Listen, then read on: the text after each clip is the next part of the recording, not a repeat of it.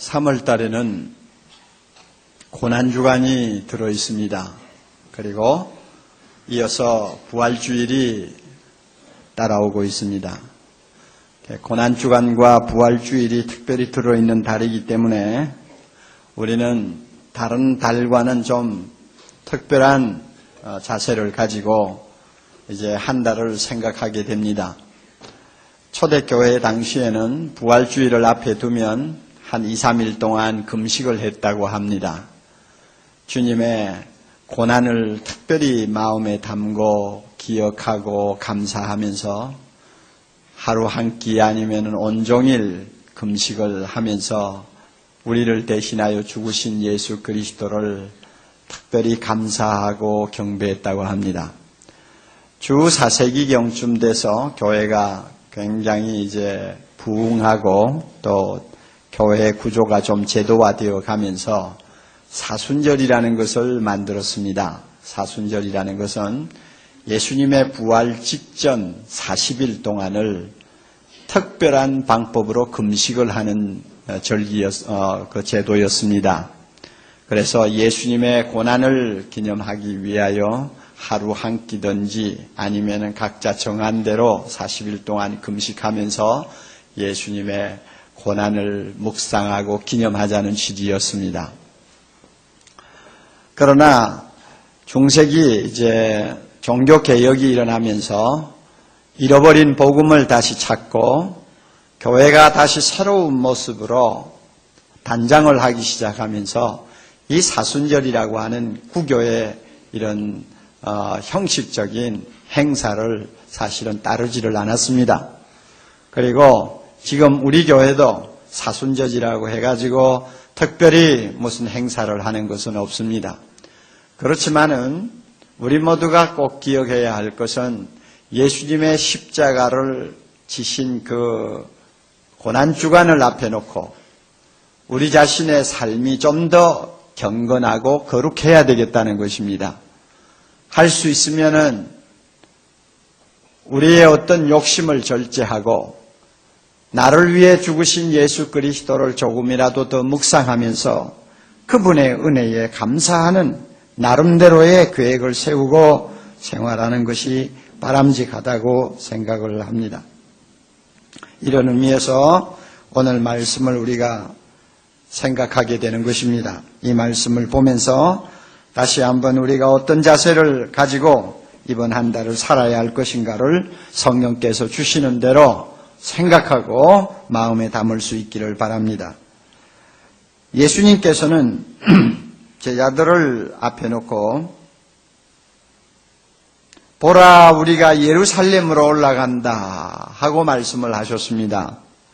그동안 예루살렘을 여러 번 오르내리셨죠. 그렇지만은 이번만은 이 예루살렘 행차가 단순한 방문이 아니라는 것을 예수님이 가르쳐 줍니다. 거기에 올라가면 선지자들이 이미 구약에서 예언하고 기록한 것처럼 예수 그리스도가 이방인들 즉 로마인들에게 능기움을 받고 그들로부터 희롱을 받고 능욕받고 침뱉음 받고 결국은 채찍질 당한 다음에 십자가에 죽게 될 것이라고 예수님은 제자들에게 말씀을 하십니다. 그리고 제4흘 만에 살아나리라고 했습니다.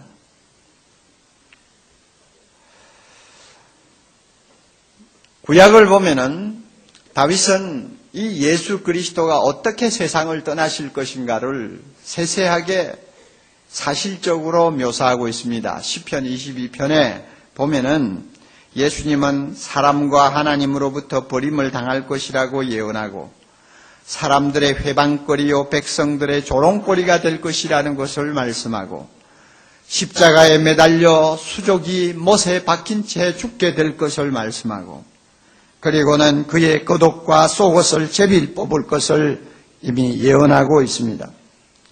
이사야 선지자는 이사야 53장에서 예수 그리스도가 우리의 허물과 죄 때문에 상하고 찔릴 것이라고 말씀하시고 우리 무리의 모든 죄악을 홀로 담당하게 되실 것이라고 예언을 했습니다.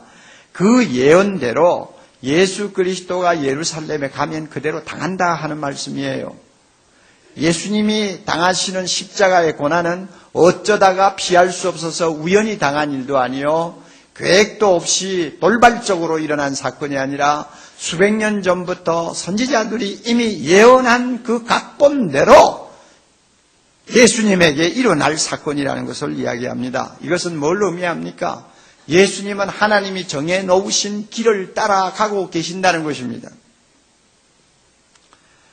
예수님이 이와 같이 제자들에게 미리 이 사실을 말씀하신 이유가 있습니다.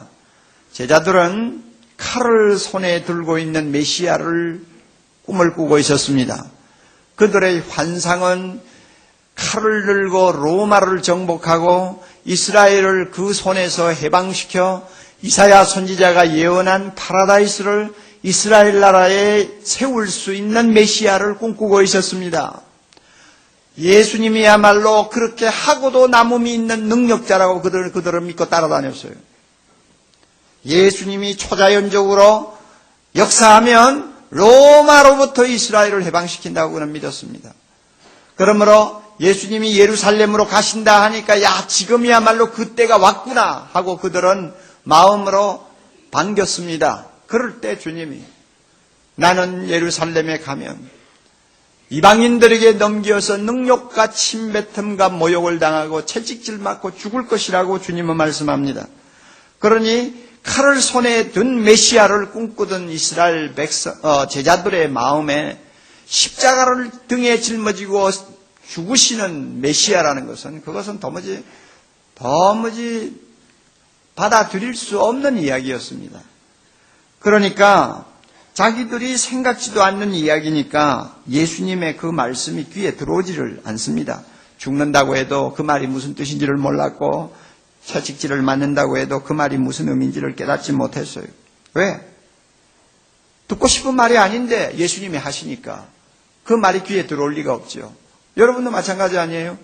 내가 듣고 싶은 어떤 설교면은 귀에 쏙쏙 들어오지만 내가 듣고 싶지 않는 말씀은 아무리 큰 소리로 말씀을 전해도 그 말씀이 다 옆으로 새어나가버린단 말이에요. 사람이라는 게 원래 그런 거예요. 손에 칼을 든 정복자 메시아를 꿈꾸고 있는 사람에게 십자가를 지고 죽는 메시아 아무리 이야기해봐도 귀에 들어올 리가 없죠. 그래서 성경에 뭐라고 합니까? 제자들이 이것을 하나도 깨닫지 못했다고 그랬어요. 예수님의 말씀을 도무지 깨닫지 못했어요. 그럼에도 불구하고 예수님은 제자들에게 미리 말씀을 하셨습니다. 왜? 예수님은 하나님의 뜻이 무엇인지를 분명히 아셨기 때문입니다. 하나님의 뜻이 뭡니까? 자기가 십자가의 죽음으로 세상을 구원하는 것입니다. 십자가의 길 외에는 세상을 구원하는 길이 없다는 것을 예수님은 아셨습니다. 그러므로 예수님은 하나님에게 절대 복종하기로 각오하셨습니다. 기꺼이 하나님이 원하시는 대로 세상을 위해서 생명을 내어 놓기로 작정하시고 예루살렘을 향해서 발을 옮기신 것입니다.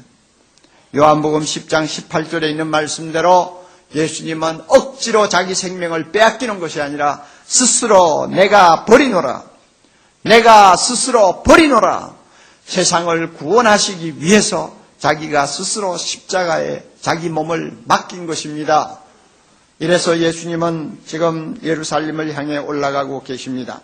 마가복음을 보면 예루살렘을 향해서 올라가시는 예수님과 그 제자들의 모습이 퍽 침울하게 그려져 있습니다.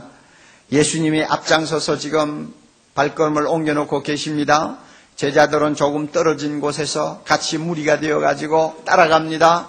따라가는 제자들은 심히 두려워했다고 했습니다. 제자들은 심히 두려워하고 놀랬다고 했어요. 그 분위기 한번 보세요. 예수님은 묵묵히 이제 죽음의 길을 가십니다. 제자들은 뒤에 안 따라갈 수가 없으니까 따라가면서도 심히 무서워하고 두려워했다고 했어요. 그 분위기가 깔아앉아 있고 어둡다는 것을 우리는 금방 알 수가 있습니다. 앞에 무슨 일이 일어날지 모르고 당하는 사람과 빤히 무슨 일이 일어날 것을 알고 당하는 사람하고는 다른 것입니다. 무슨 일이 일어날 것인가를 세밀하게 다 내다보시고 그것을 당하시는 자는 그 비극을 겪기 전에 이미 2번, 3번 죽는 것입니다. 예수님이 바로 그런 분이었습니다. 그럼에도 불구하고 그는 예루살렘을 향해 한 걸음 한 걸음 발을 옮겨놓고 계십니다. 이 예루살렘을 향해서 발을 옮겨놓고 계시는 예수님을 보시면서 여러분 무엇을 느끼십니까? 십자가에 죽으시기 위하여 예루살렘을 향해 가시는 예수님을 보고 무엇을 느끼십니까? 제가 느끼는 대로 여러분이 느끼실 수 있습니까? 저는 먼저 무엇을 느끼느냐 하면 나는 정말 큰 죄인이구나 하는 것을 느낍니다. 예수님은 세상 죄를 지고 예루살렘을 가고 계십니다. 예수님은 나의 죄를 짊어지고 예루살렘을 향해 가고 계십니다. 그러므로 나는 죄 없는 예수를 죽이는 죄인이에요. 구약시대에 보면 어린 양을 끌고 와서 제사를 지내는 사람들은 그 어린 양 위에 자기 손을 얹고 기도하지 않습니까? 자기의 모든 잘못된 죄를 다 고백하면서 그 어린 양 머리에다가 그 죄를 다 얹어 놓습니다. 그 다음에 기도가 끝나면 그 어린 양을 제사장에게 맡겨요. 잡아서 나를 대신에 제사 지내달라고. 그러면 이 어린 양은 주인의 죄를 몽땅 짊어지고 제단에서 죽는 것입니다. 바로 예수 그리스도가 그런 어린 양이 되셔서 예루살렘을 향해 발걸음을 옮겨놓고 계십니다. 나의 검은 소를 그의 머리에 얹고 내 모든 죄를 그에게 무조건 뒤집어 씌우고 그로 하여금 내 대신 죽도록 예루살렘을 향해 밀어내는 것이 우리의 입장 아닙니까? 그러므로 우리가 얼마나 큰 죄인입니까? 죄 없는 예수님을 죄 있는 나를 대신해서 죽음의 형틀에다가 밀어넣는 우리 자신이 얼마나 큰 죄인이냐 그 말이요. 그러므로 저는 예루살렘을 향해서 묵묵히 가고 계시는 주님을 보면서 내가 얼마나 큰 죄인인가. 죄인 중에 괴수구나. 정말 이것은 살 가치가 없는 무서운 죄인이구나 하는 것을 저 자신이 느낍니다. 여러분은 어떻습니까? 흔히들 교회 안에서 보면 이 죄라는 말이라든지 죄인이라는 소리를 참 듣기 거북하게 생각하는 분들이 계십니다. 죄라는 말을 듣는 것은 마치 죽음이라는 소리를 듣는 것처럼 매우 불쾌하고 우울한 기분으로 반응을 합니다. 아니면은 교회를 다니시는 상당한 분들이 죄 이야기, 죄인 소리 하면 그것은 교회가 상투적으로 하는 말인 줄을 알고 귓전으로 다 흘려보내고 마음에 담아두지를 않습니다. 죄인이라는 단어는 고귀하고 품위 있는 모임에서나 또 기쁨이 넘치는 축제라고 할 수 있는 예배에서는 할 수 있으면 언급 안 하는 것이 좋다고 하는 생각들을 갖고 있습니다. 세상에서 상처받고 하나님의 위로를 참 특별히 기대하고 나와서 예배 드리는 사람들에게 죄인이니 하는 어두운 말을 하는 것은 바람직하지 않다고 생각하는 목사들도 많이 있고 그런 교인들도 많이 있습니다. 사랑의 교회와 같이 복음주의 입장에 굳건히 서 있고 또 상당히 양질의 성도들이 모이는 교회임에도 불구하고 죄라는 말, 죄인이라는 말을 아직도 사겨 듣지 못하는 분들이 왕왕이 이 자리에 앉아 계세요. 기둥 뒤에 계세요. 버젓이 예배하는 그 자리에 계세요. 그래서 내가 죄인이라는 것을 평생 한 번도 가슴 아프게 느껴본 일이 없이 예배를 드리는 분들이 계신다고 말이에요. 그리고 죄다 죄인이다 하는 말은 가급적이면 듣지 않는 것을 좋게 생각한단 말이에요. 이런 사람들은 자기를 죄인이라고 쉽게 인정 못합니다. 뿐만 아니라 서로 무슨 가책받을 만한 이런저런 일을 좀 했다 할지라도 그것을 자기 탓으로 돌리지 않고 할 수 있으면 다른 사람 탓으로 아니면 환경 탓으로 돌리려고 합니다. 뿐만 아니라 이런 사람들은 항상 자기가 다른 사람들에 비해서 선하다고 하는 마음의 교만을 갖고 있습니다. 나는 누구누구 비해서 좀 선하다.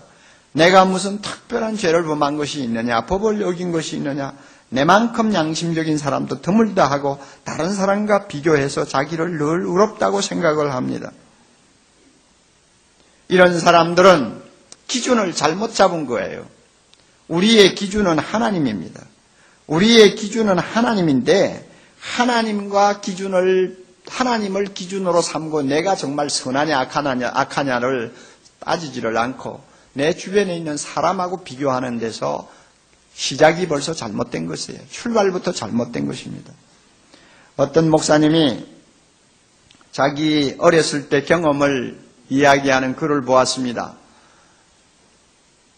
그 목사님이 어렸을 때 좀 개구쟁이였던지 자기 방 청소를 잘 하지 않았습니다. 아침마다 어머니가 들어와서는 눈을 부릅뜨고 화를 냅니다. 너 어떻게 방을 이 모양으로 정리를 하냐? 침대 이게 뭐냐? 양말은 양말대로, 옷은 옷대로. 너 어떻게 내 방을 이런 식으로 정리를 하고 다니냐? 하고 막 나무랐다고 합니다. 그러면 그때마다 이 목사님은 주저하지 않고 하는 말이 있어요.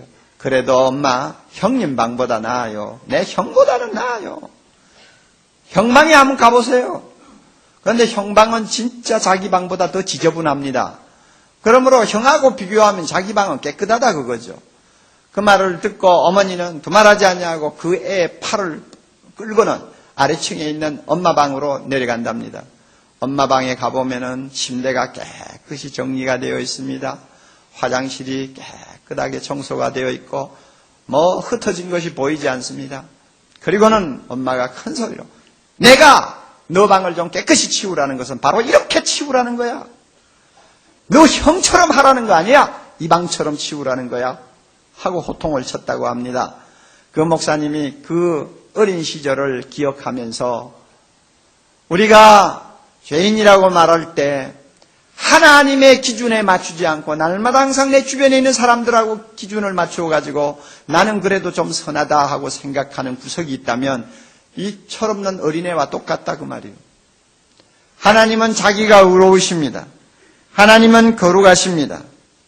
하나님은 거룩하고 의로우신 자기 자신의 기준에 맞추어서 우리가 그만큼 의롭고 선하기를 바랍니다.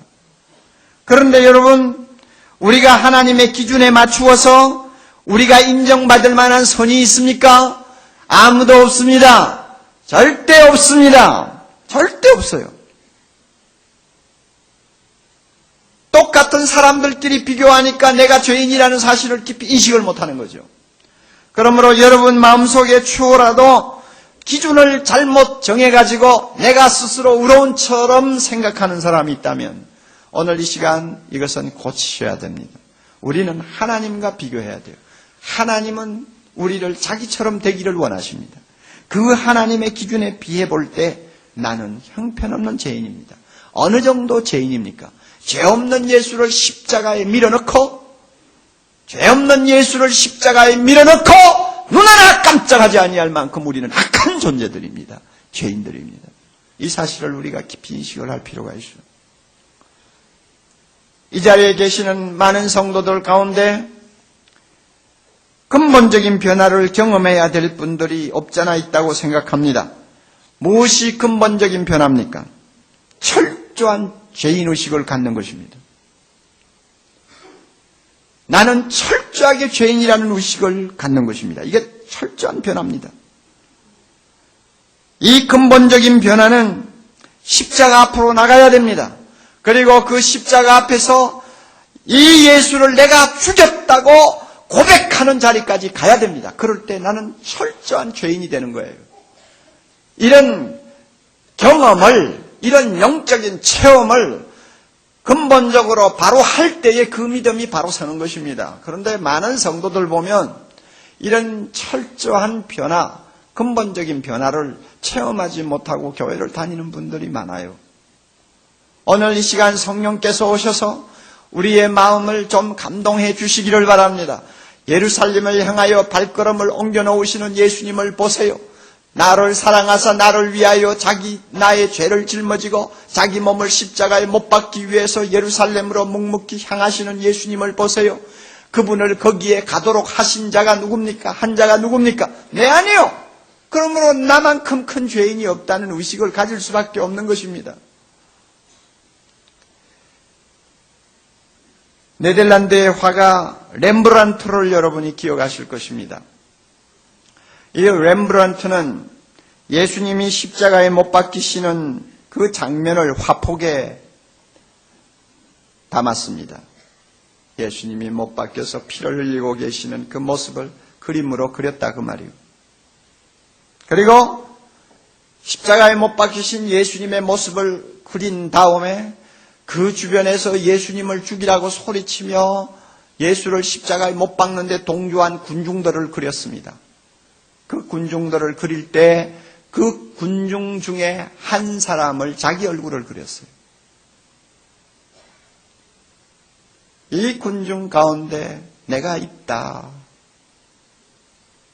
내가 바로 예수님을 십자가에 못 박아 죽인 장본인이다 하는 것을 그림으로 표현한 것입니다. 그리고 그는 이렇게 하나님 앞에 무릎을 꿇고 기도했다고 합니다. 하나님이여, 내가 예수 그리스도를 못 박았습니다. 내가 예수를 못 박는 이 무리들과 한패가 되었습니다. 이러고는 나는 걷잡을 수 없는 슬픔을 가지고 대성통곡을 했노라. 이렇게 그가 기록하고 있습니다. 이게 중요한 거예요. 예수를 믿으면 이와 같은 근본적인 변화가 우리에게 일어나야 돼요. 내가 예수를 오래 믿었든 늦게 믿었든 그거 상관없어요. 예수님이 나를 위해 십자가에 죽으셨다는 사실을 입으로 고백하는 마당에 내가 얼마나 큰 죄인이었다는 것을 한두 번쯤은 깊이 실존적으로 인식을 하고 그것 때문에 괴로워하고 그것 때문에 눈물을 흘리고 그것 때문에 십자가를 부둥켜 안는 이런 근본적인 변화가 우리 모두에게 일어나야 돼요. 이와 같은 근본적인 변화를 전혀 모르고 신앙생활하는 것은 십자가를 우롱하는 것이나 다름이 없어요. 성령께서 이 시간 우리 모두의 마음을 움직여 주시기를 바랍니다. 그래서 내가 얼마나 큰 죄인인가, 예수님을 십자가에 못 박도록 내가 밀어넣은 죄인이 아닌가, 죄인 중에 괴수가 아닌가, 내가 깊이 인식하는 이런 마음이 우리에게 있을 때 은혜를 받을 수 있는 것입니다. 예루살렘으로 묵묵히 발걸음을 옮기시는 예수님을 보면서 또 무엇을 느끼십니까? 저는 하나님의 말로 다할 수 없는 은혜를 느낍니다. 하나님의 말로 다할 수 없는 은혜, 너무너무 크고 풍성하신 은혜, 내 입으로 다 표현할 수 없는 은혜, 그 은혜를 느낍니다. 여러분, 예수님이 십자가에 죽으심으로 예수님이 하신 일이 뭔지 알아요? 나의 죄를 자기가 짊어졌잖아요. 그 대신 자기의 의를 나에게 준 것입니다. 아주 중요한 거예요. 예수님이 십자가에 죽으시면서 하신 일이 있어요. 내 죄를 자기가 짊어졌잖아요. 그 대신 자기의 의를 나에게 넘겨주었어요. 그러므로 나는 의인이 되고 예수님은 죄인이 된 것입니다. 여러분 믿습니까? 안 믿습니까? 믿어요? 죄 없는 예수님은 죄인이 되고 죄 있는 나는 의인이 된 것입니다. 예수님의 십자가를 통해서 신분이 이렇게 바뀌어버렸어요. 그리고 예수님의 의를 들고 서 있는 우리를 하나님은 자기 아들로 끌어안고 영접하신 것입니다. 예수님의 의만 가지고 있으면 하나님을 우리를 보고 의롭다고 인정을 하시는 것입니다. 이게 얼마나 큰 은혜입니까? 베드로전서 3장 18절에 그리스도께서 한 번 죄를 위하여 죽으사 의인으로서 불의한 자를 대신하셨으니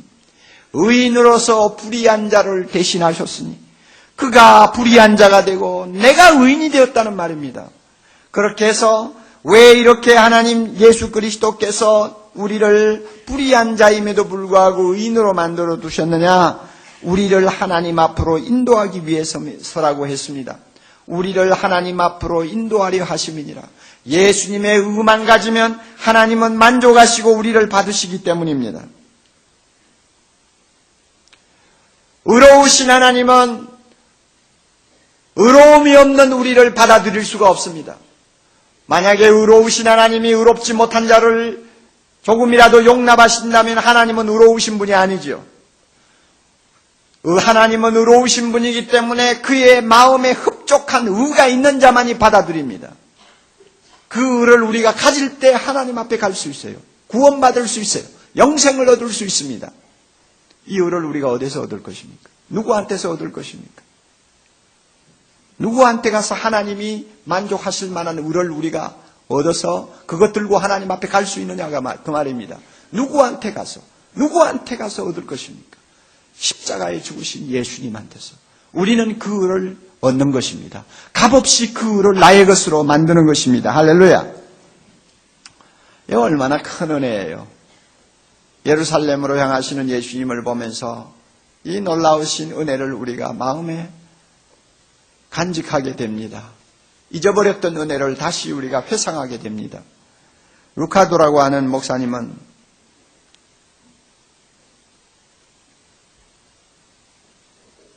예수님이 주신 이 의의 은혜에 대해서 자기가 경험했던 작은 에피소드를 가지고 설명하는 것을 보았습니다. 크리스마스가 되었습니다. 교회 안의 직원들과 함께 쿠키 파티를 하기로 했답니다. 각자마다 자기가 쿠키를 한 접시씩 만들어 가지고 들고 오는 것입니다. 그러니까 그 파티에 참석할 수 있는 자격은 쿠키 한 접시 자기가 만들어 들고 오면 돼요. 그러면 그 파티에서는 누구 손에 있는, 누구 쟁반에 있는 쿠키라도 마음대로 먹을 수 있는 거예요. 한 접시만 들고 오면 돼요. 그런데 이 루카도 목사님은 자기가 쿠키를 만들지를 못했습니다. 그래서 이 파티에 꼭 참석하고 싶기는 한데 쿠키를 만들지 못하니까 어떻게 하나 고민하다가 이메일로 교회 안에 있는 직원들에게 하소연을 했답니다. 나는 쿠키를 만들지 못합니다. 누구든지 나를 위해서 쿠키 한 접시만 만들어 주십시오. 그러면 내가 이 파티에 기꺼이 참석할 수 있겠습니다. 저를 좀 도와주세요. 그랬더니 교회 직원 중 어느 자매가 정성껏 쿠키 한 접시를 만들어서 목사님에게 가져다 주었습니다. 그 쿠키 한 접시 들고는 그 파티에 참석했어요. 그리고는 그 파티에 있는 다른 사람이 만들어 온 그 맛있는 쿠키를 마음껏 먹을 수 있었다고 합니다. 여러분, 하나님께서는 하나님 나라에 파티를 열어놓고 계십니다. 그것은 쿠키 파티가 아닙니다.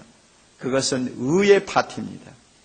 누구든지 하나님이 인정하는 의를 한 접시만 가지고 오면, 하나님이 인정하는 의만 가지고 오면 하나님은 무조건 받아주시고 하늘나라에 있는 모든 행복과 기쁨을 누리도록 만들어 주십니다.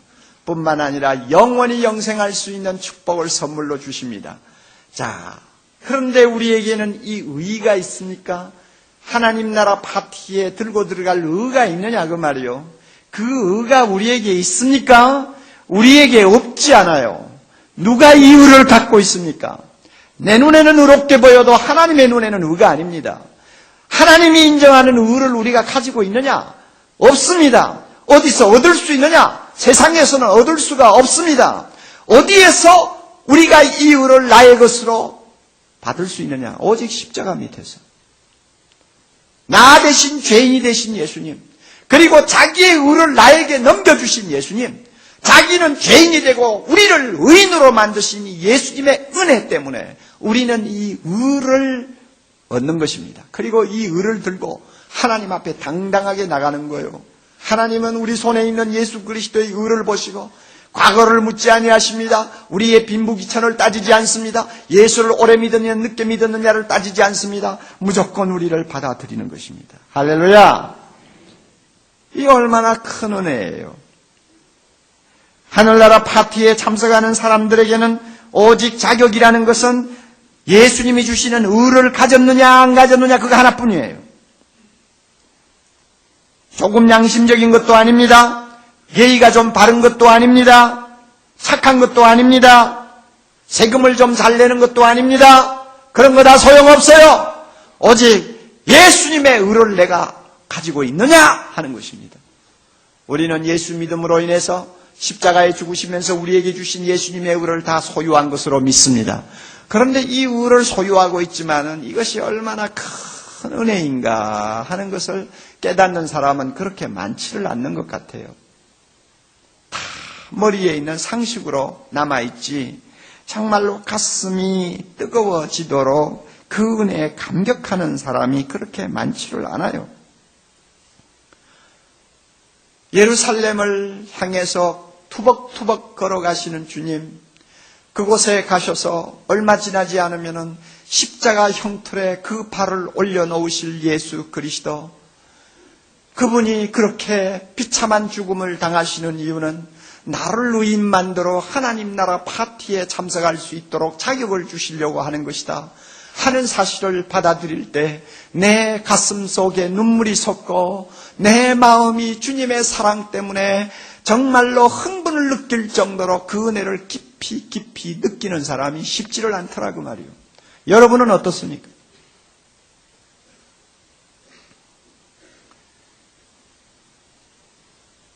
제가 좋아하는 찬송 가사 중에 이런 가사가 있어요. 나를 위해 십자가에 오르신 그 발, 흘린 피로 나의 죄를 대속하셨네. 나를 위해 십자가에 오르신 그 발, 흘린 피로 나의 죄를 대속하셨네.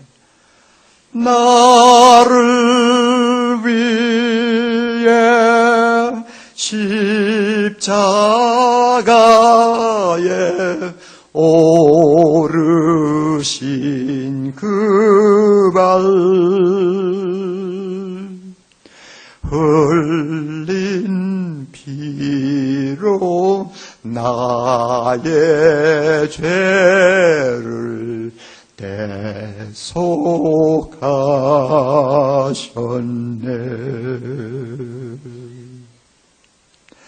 나를 위해 십자가에 오르신 그 발, 흘린 피로 나의 죄를 대속하셨네.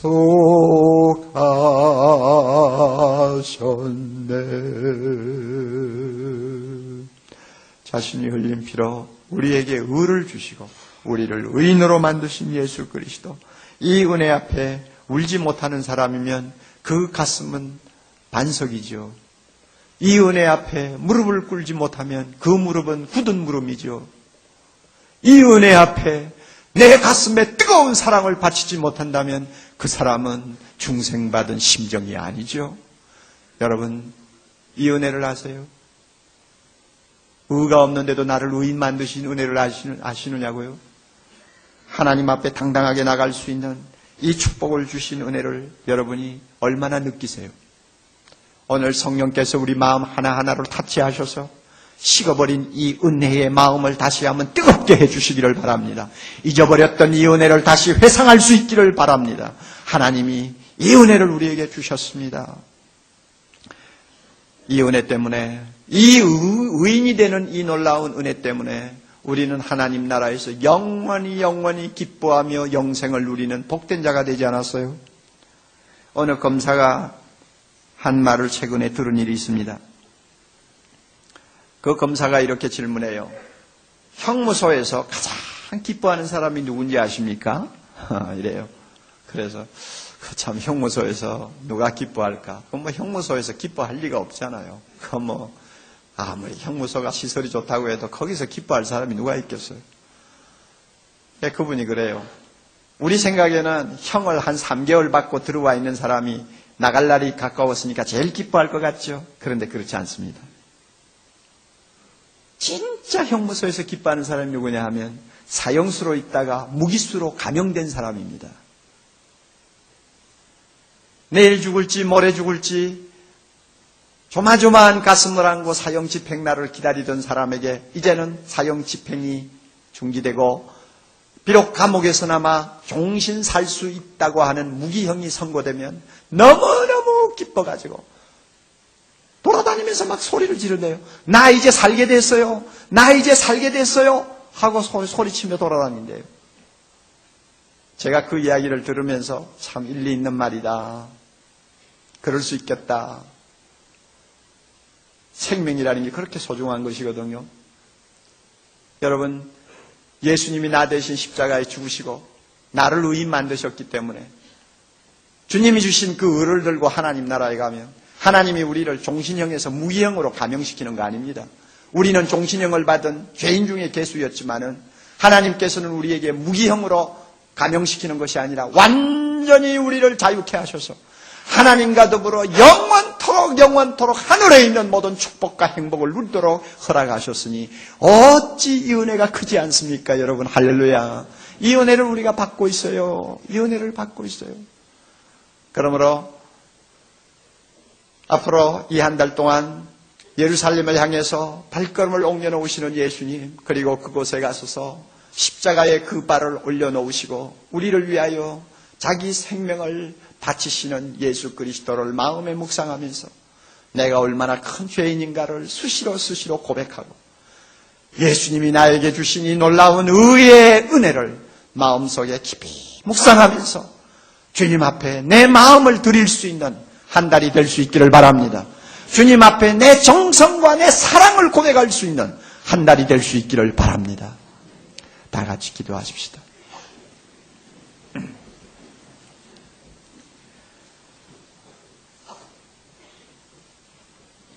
사랑이 많으신 하나님 아버지, 나 같은 죄인을 위하여 예수 그리스도를 보내시고 예수 그리스도가 나를 대신해서 십자가에 죽으심으로 내가 하나님 앞에 영원한 의인이 되어 주님 앞에 받아 누릴 수 있는 모든 축복과 행복을 받아 누릴 수 있도록 축복해 주신 거 감사합니다.